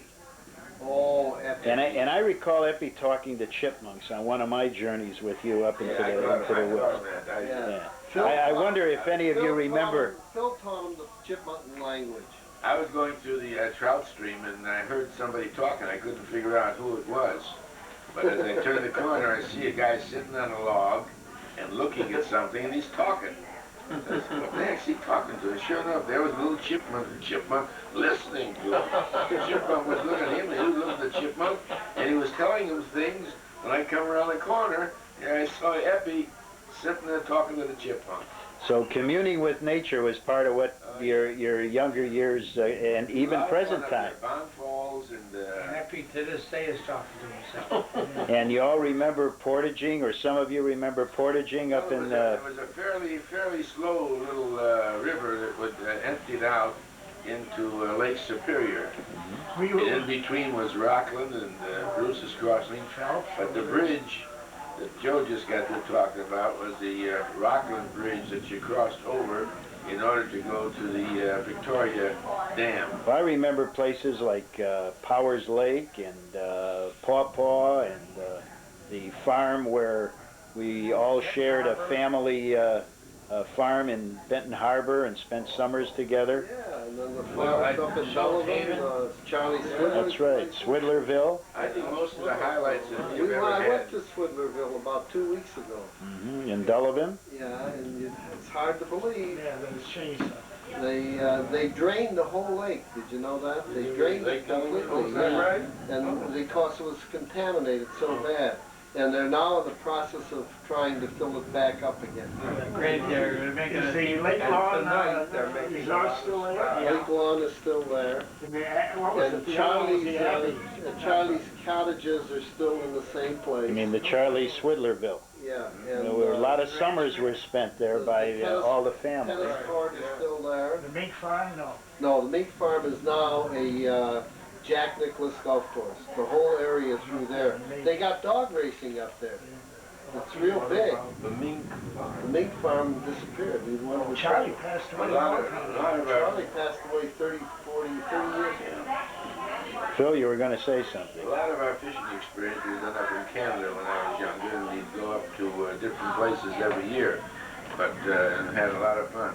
But some of the most important things that I enjoyed, and with the family and all, Mac and I would go up to a place in Falcon Lake. When we found that place, that sort of put the